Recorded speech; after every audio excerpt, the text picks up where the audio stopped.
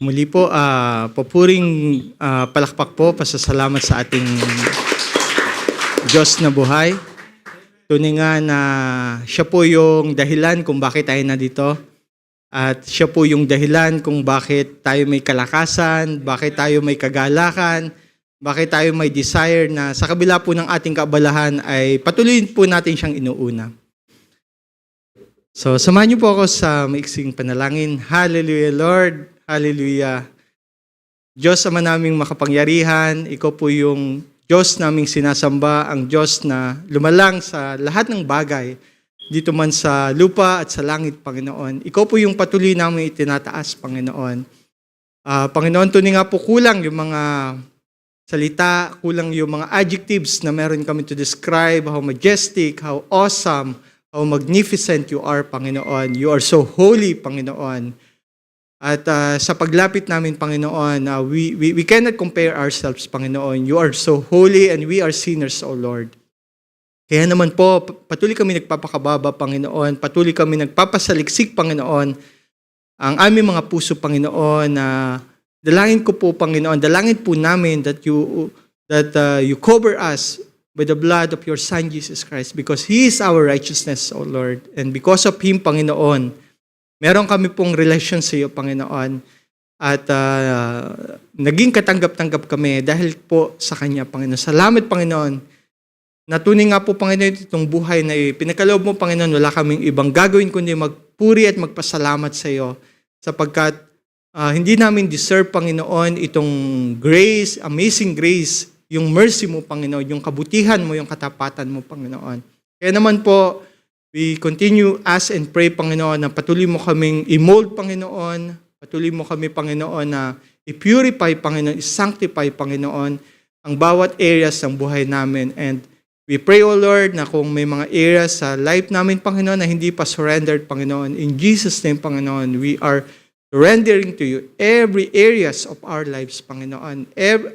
All heart, Panginoon, our whole hearts, Panginoon, pati yung mind namin, every parts of our body, Panginoon, we set apart, Panginoon, for you alone because we declare that Jesus is Lord and our Savior, Panginoon. And kaya naman po, Panginoon, salamat, Panginoon, muli, Panginoon, sa gabing ito, Panginoon, that because of your great love and mercy, Panginoon, na inalaw mo na naman kami, Panginoon, magtipon bilang magkakapatid, Panginoon, to praise you, to glorify your name, Panginoon, sa aming mga awitin, sa pakikinig namin ng mga salita mo, at sa sama-samang pananalangin, Panginoon. We pray that you continue purify our motives, O Lord, na yung ituon lang namin, Panginoon, is yung pangalan, Panginoon, ng aming Jesus, Panginoon, ng iyong anak, Panginoon, siya yung maging sentro, Panginoon, ng aming discussion, ng aming panalangin, Panginoon. Huwag mo pong hayaan na yung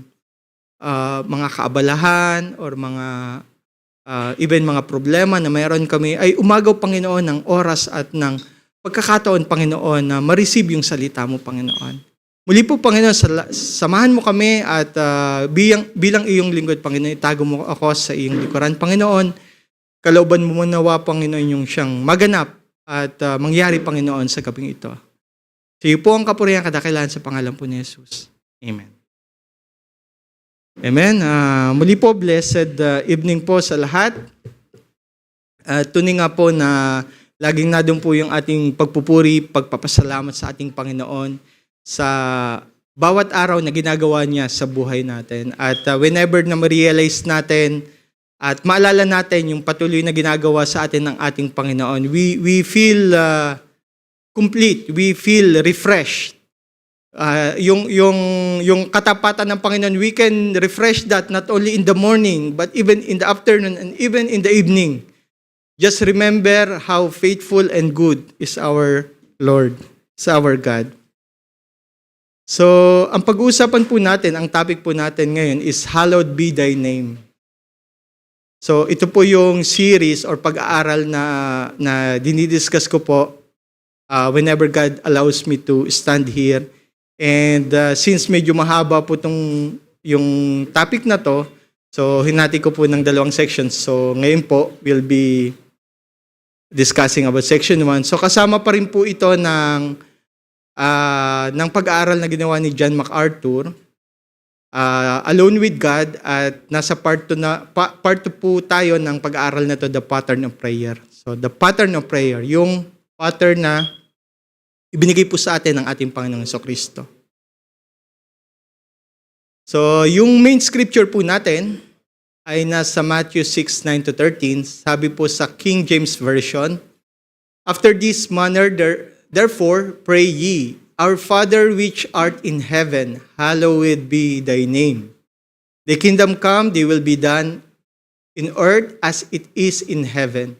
Give us this day our daily bread, and forgive us our debts, as we forgive our debtors, and lead us not into temptation, but deliver us from the evil. For thine is the kingdom, and the power, and the glory forever. Amen." Yung mga nakaraang pong pagkakataon, nakaraang mga buwan. So we studied po yung ano ba yung maging attitude natin sa pananalangin, and ay yung pinakahuli ko po na ibinigay yung Our Father, yung unang section po ng prayer na Our Father, yung pagtawag po sa ating Diyos bilang ating Ama. Sa Tagalog po, so mag-focus po ako dito sa verse 9. Sabi po doon, "Manalangin kayo sa ganitong paraan, Ama namin na nasa langit, pakabanalin ang pangalan mo." So ito po ay nasa salita ng Diyos, ang salita ng Diyos version. Pakabanalin ang pangalan mo. So we'll be concentrating our topic po, our discussion in this verse po, sa verse 9. So tuning nga po, the church at ang bawat isa po sa atin ay kailangan pong maunawaan that we exist to bring glory to God. Amen. So, ayun po. So, ayun po yung ating layunin sa lahat po ng ginagawa natin. Whether, hindi lang po tuwing prayer meeting, tuwing Bible study, or yung ating worship service tuwing Friday, kundi in every moment of our lives, our intention, or our purpose, ultimate purpose is to bring glory to God. And we need to understand po that God's holiness at the same time, or in contrast naman, is our sinfulness. Para makalapit tayo sa Panginoon at magamit niya tayo for His glory. So sa paglapit po natin sa Panginoon, it's very important na alam po natin, and malinaw po sa atin yung ating katayuan. That's why when we are praying, so talagang we continue ask the Lord to seek our hearts, because we are coming to the holy God. We are, sabi nga, like if you can remember yung eksena ni Moses and the burning bush, sabi ng ating Panginoon is, remove your sandals. Diba? Because the ground that you are stepping is sacred or holy place.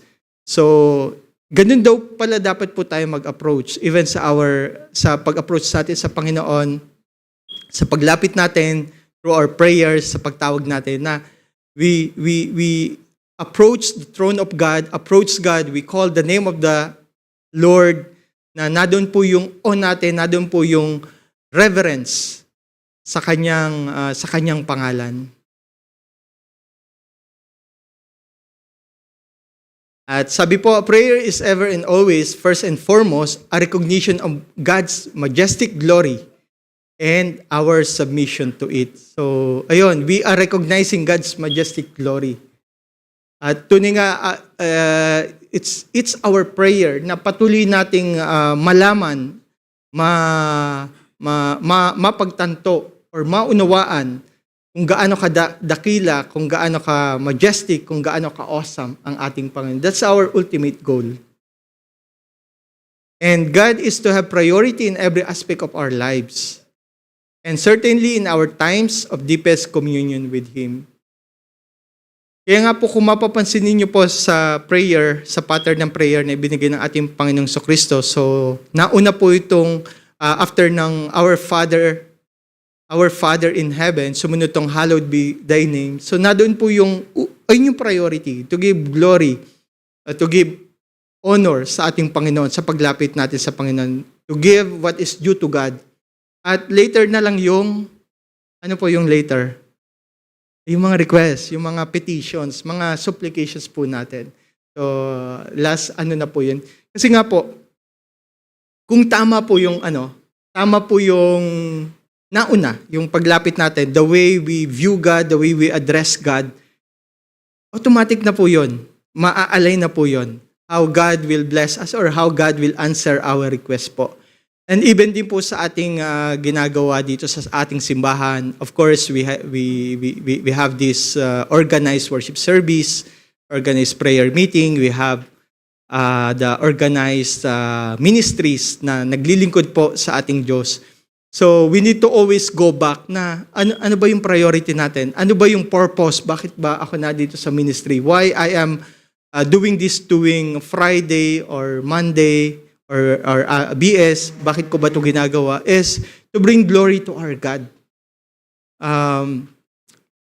Of course, nandun po yung heart natin to meet the needs of our brethren. Nandun yung heart natin to edify them because it is also commanded to us to encourage them to meet their needs, not only emotionally, sometimes mentally, even physically, we are meeting. But hindi yun yung main focus natin. But the main focus, the main priority sa lahat natin ginagawa is to give glory, give honor to our God. At kapag na-meet natin to, it will be automatic. Meaning the way we minister, the way we serve our brethren, it will be automatic na magaganap. Kasi sabi nga pag nawawala tayo sa focus, so we thought na okay lang nagmi-ministry tayo, and then sometimes malimit din na nababanggit to ng mga ating butihing pastor na naging busy na pala tayo. Naging busy na tayo, ang focus na natin is to meet the needs of our brethren, na doon yung sympathy natin, empathy, na doon yung pagtalima natin, hindi masama, but hindi yun yung ultimate goal. Kaya sometimes nawawala tayo sa direction. Napapagod na pala tayo or biglang natitisod tayo kapag yung expectation natin hindi nami-meet or nasasaktan tayo at ang tendency tumigil tayo because nawala na tayo sa focus sa ultimate purpose natin is to bring glory to God. And tuning nga po, we are all human. At nadun lagi yung tendency na tama ba yung word na diskaril sa gulong, diskaril. Kaya it's always important to always align ourselves, to always search our heart whenever we pray, whenever before we stand here, before we do our ministry. It's very important to pray and to search our heart, to align ano ba yung purpose, ano ba yung motivation ko, why I'm doing this. Because we want to make sure na I'm doing this for God. I'm doing this for God's glory. So small nasa introduction lang po tayo, ang haba na. Small lang po, personal testimony. Talagang alam ko po, we have our own challenges sa ating mga trabaho, and lately lang I am nababurnout po ako sa trabaho. Medyo sabihin na natin na yung gusto nating attitude ng amo hindi natin makita. At parang ang hirap magtrabaho na alam mo hindi ka supported ng amo, marami siyang demand, yung trabaho niya ibibigay lang sa'yo. Ang makikita yung mali, pero yung ginagawa mong accomplishment hindi. Parang ang hirap. But ang patuloy na nag-e-echo sa aking tahinga is, do it for God. If you will focus, kasi nandun yung tendency, bakit ko gagawin, hindi ko magtrabaho? Parang yung heart ko, I'm here to do my job, to do for the company, not for my boss. Ang boss naman, papalit-palit sila eh. It's just a matter of time lang. But God gave me this word na sabi nga niya is, I need to respect authority na binigay niya sa akin. And secondly, that whatever I do, sabi sa Bible, do it for the glory of God. So, I should not be focusing on pleasing my boss. Oh, okay, don't please your boss, but please the Lord. So, at ang Panginoon po yung patuloy na nagwo-workout po sa buhay ko. At siya po yung tumutulong. Kaya talagang to Him be the glory kung ano man po yung nagagawa natin sa ating mga trabaho. So, the significance of God's name. So, hallowed be thy name. Sa Matthew 6:9. Sa Tagalog, yung pakabanalin ang pangalan mo. So, the most familiar Hebrew name for God is Yahweh. And it is first appears in Exodus 3:14 where God said. So, I believe familiar po tayo sa at mababasa po natin 'yan sa sa translation Yahweh. So, or equivalent po siya sa I am who I am. And then the other familiar name for God is Adonai, which means the Lord God. So ito po yung makikita nating mga words pag-address ng ang mga Israelites sa ating Panginoon sa Old Testament. And eventually, Old Testament Jews took the consonants from Yahweh and the vowels from Adonai to form Jehovah. Kaya nagkaroon po ng Jehovah. So yung mga Hebrews po, whenever they address ang ating Panginoon sa Old Testament, yung mga Jews, Israelites, so ito po yung mga tinatawag nila sa ating Panginoon. And these names are so significant po. And sabi nga po, a character reference. So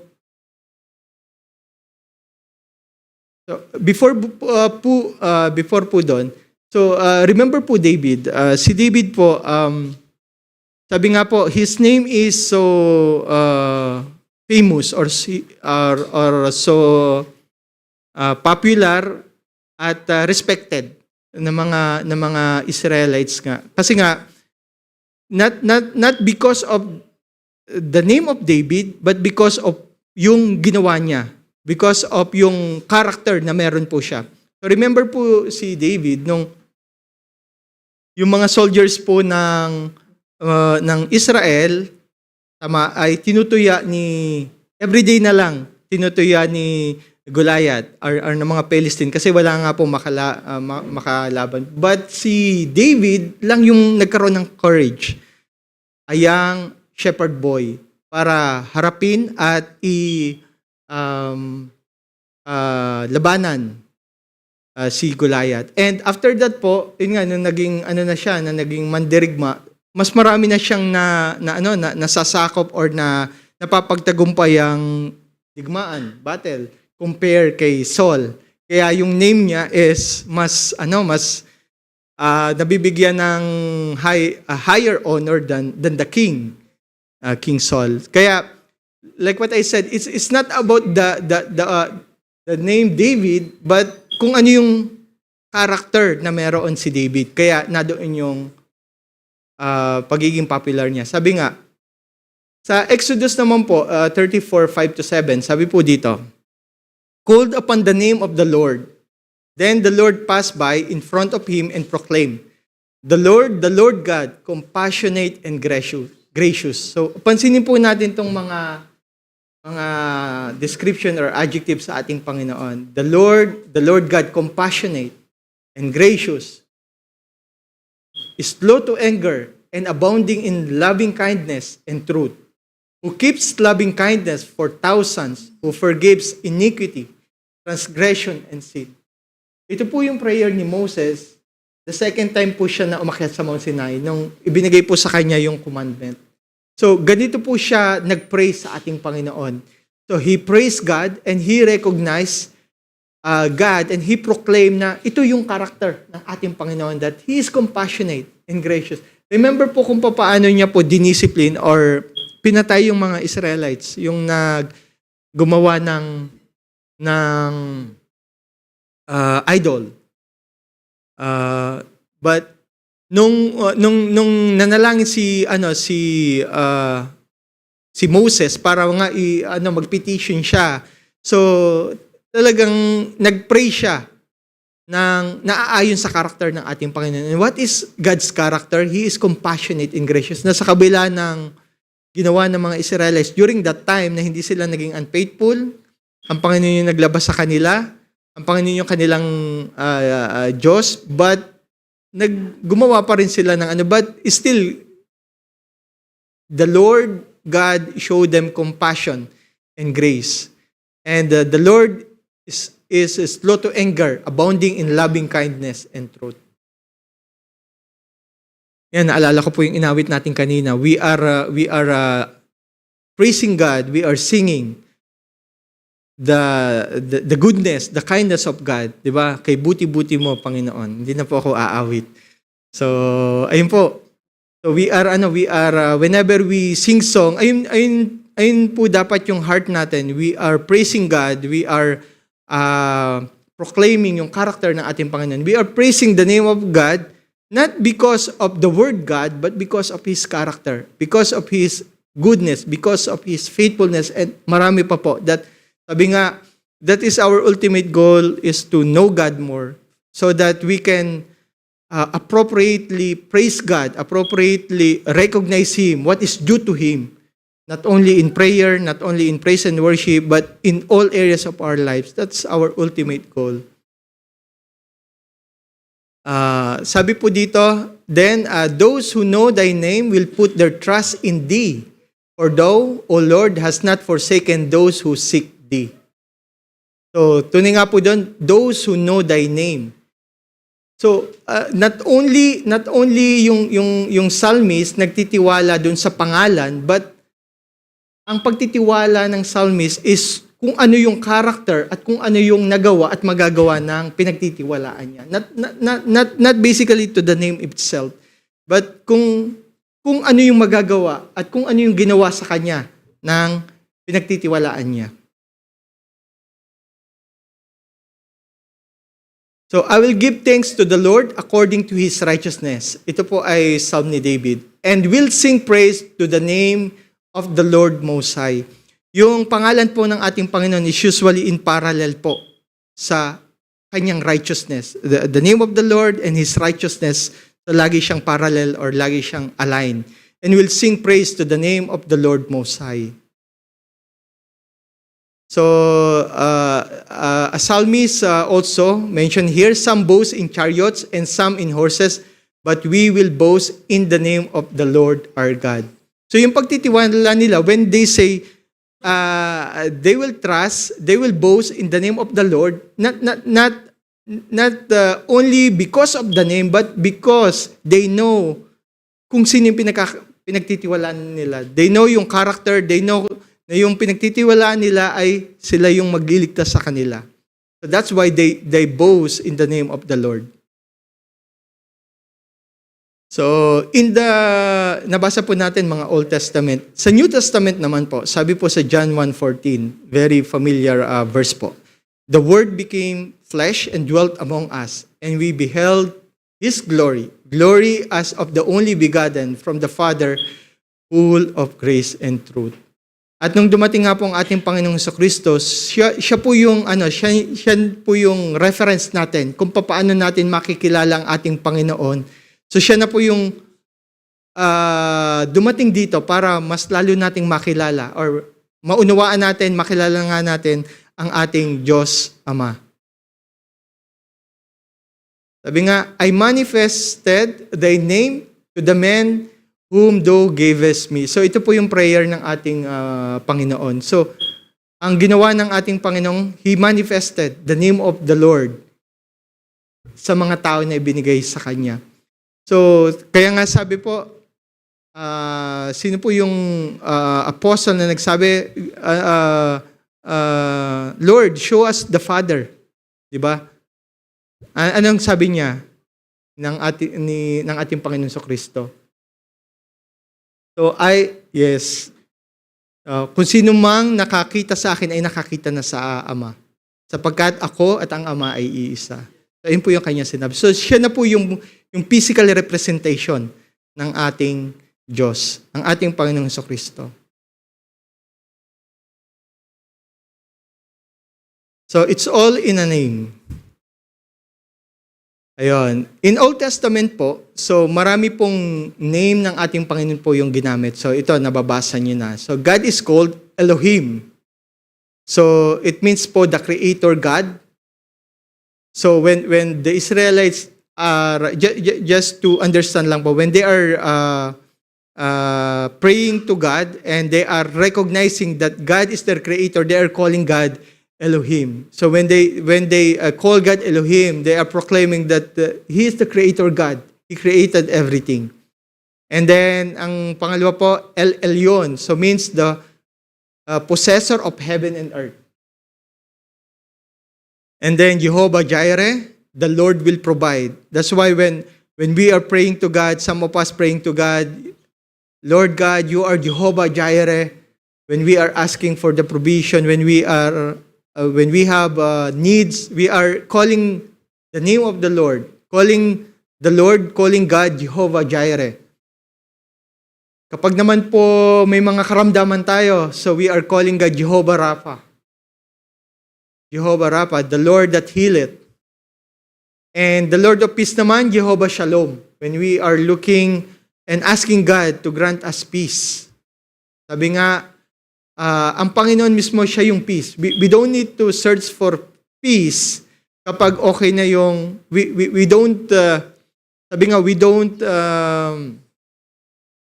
look for peace na or desire peace na kapag wala ng war, wala ng chaos sa paligid natin. But at the moment na tumawag tayo sa ating Panginoon, because He is Jehovah Shalom, the Lord our peace. Siya mismo yung peace, like our Lord Jesus Christ. And Jehovah Ra'ah, the Lord our shepherd. Jehovah Shidkenu, the Lord our righteousness. And Jehovah Sabaoth, the Lord of hosts. Jehovah Shammah, the Lord is present and near. And Jehovah Makudeshkim, which means the Lord sanctified thee. I believe some of this po ay na-mention na rin ng ating mga pastor or ng mga kapatid na exhort po dito sa unahan. So in New Testament po, His very name, Jesus Christ, is God's greatest name. So that's why when we are praying, we are mentioning the name of our Lord Jesus Christ. This is the greatest name. Sabi nga, this is the name given by God, the name which every knee in heaven and on earth will bow. And it compasses His role as Lord, Savior, and King. When we say Jesus Christ, so He is our Lord, He is our Savior, He is our King. That's why, sa pagtanggap po natin sa ating Panginoon, when we are accepting our Lord Jesus Christ as our Savior, sabi nga, lalo na sa mga bagong Christian or sa mga tatanggap pa sa ating Panginoon, we are accepting our Lord Jesus Christ, not only our Savior, but our Lord and King. When we say our Lord, our King, ibig sabihin, pag siya na yung hari, siya na yung masusunod. So hindi na tayo. That's why yung word na surrender, very important. Now, when we claim ourselves na we already accepted our Lord Jesus Christ, our Lord and Savior, and King, so we are proclaiming na it's your will, Lord, not my will. And every areas of our lives are already fully surrendered. And as Jesus Christ, God drew to Himself many other names, including, so very familiar po, nasa gospel po ito ng John. Sabi nga po, the bread of life, the living water, the way, the truth, and the life, the resurrection, the good shepherd, the branch, the bright and morning star, the lamp of God, and many more. So, marami pong nabanggit na name na sa ating pong pananalangin or sa paglapit natin sa ating Panginoon. So, we can address ang ating Panginoon to give glory, to give honor sa Kanya through this name po. So, our Old Testament passage in particular lists several names for Him. So, sa Old Testament din, so binigyan siya ng name, Wonderful Counselor, ang ating Panginoon sa Kristo. Nasa Old Testament. Ano pa? The mighty God, eternal Father, Prince of Peace. So makikita niyo po ito sa Isaiah 9:6. So holy is His name. Malapit na po tayo. So hallow is an archaic English word used to translate a form of a Greek word, hagiaiso, which means to make holy. Words from the same Greek root are translated holy, saint, sanctify, sanctification. So ito daw po yung yung near meaning in English, near meaning ng word na hallow. Kaya nga po sa nung ang kinuha ngang version is ang salita ng Diyos, ang sabi niyo pabanalin. So at tunay nga po na ito po yung pangalan po ng ating Diyos, na siya po yung banal. And we acknowledge na whenever we pray, we mention, hallowed be your name. So we are acknowledging that God's name, God Himself is holy. And God commands His people to be holy. Though or but, only God Himself is actually holy. And tayo po ang katayuan natin, we're sinners. So that's why katulad po ng nasabi ko nung una na, whenever we come to God, we acknowledge kung sino siya and we acknowledge kung ano po tayo. And to pray, hallowed be thy name, pag ginamit po natin to sa ating panalangin or equivalent words, so is to attribute to God the holiness that already is, na siya na po yun, and has always been, supremely and uniquely His. So ito po yung attribute ng ating Panginoon. And to hallow God's name is ito po yung ating part, to revere, honor, glory, and obey Him as the one and only completely perfect God. So, may kasama po diyang obey. Hindi lang po yung pagre-revere natin sa Panginoon is yung words po natin by true words, even through actions, even through yung pamumuhay po natin, na mag-glorify po natin sa lahat po natin ginagawa ang ating Panginoon as the one and only completely perfect God. Because ito po yung deserve at ito po yung nararapat para sa ating Panginoon.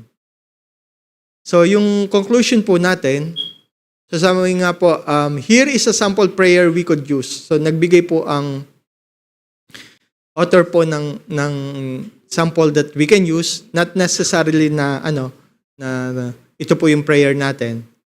So sabi nga po, Father, who love us and cares for us. So when we come to the Lord, we are acknowledging His character, a loving Father, a caring Father, and who has in heaven supplies to meet our every need. We are acknowledging that He is in heaven and He is the one supplying our needs. Your person, your identity, your character, your nature, your attributes, your reputation, your very being itself be hallowed.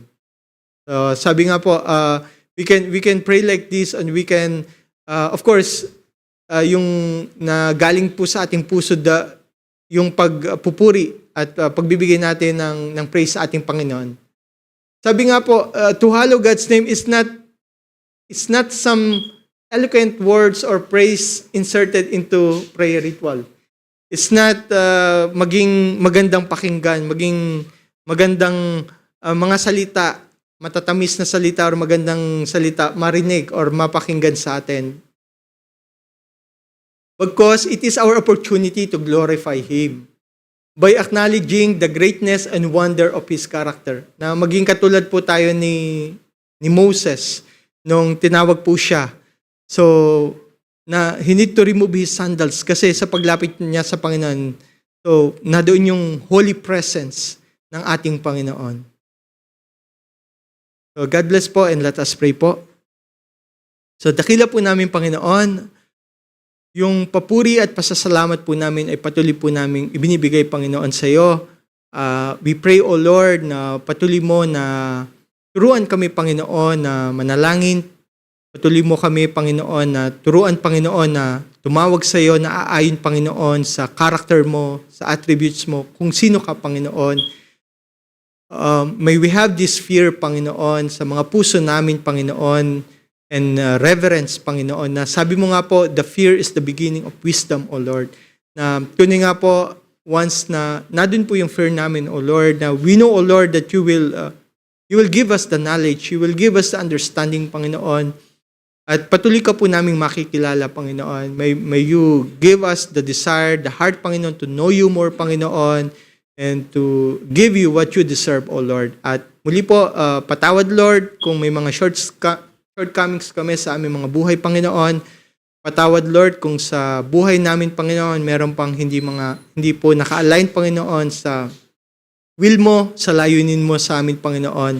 At tulungan mo kami, Panginoon, na yung will mo yung laging isik, Panginoon. Help us to deny ourselves, to carry our cross, and to follow Jesus Christ every day, Panginoon. Muli po, salamat sa mensaheng ito, sa pagtuturo mo sa amin, Panginoon, na we pray na patuloy namin mapagbulay-bulayin, Panginoon, throughout the days, throughout the weeks, Panginoon, at ikaw yung patuloy na gumabay at mangusap sa amin, Panginoon. Muli po, Panginoon, sa iyo po ang kapurihan, sa iyo po ang kadakilaan. Pangalan po ni Jesus, amin pong sariling tagapagligtas at amin pong Panginoon. Amen. Amen.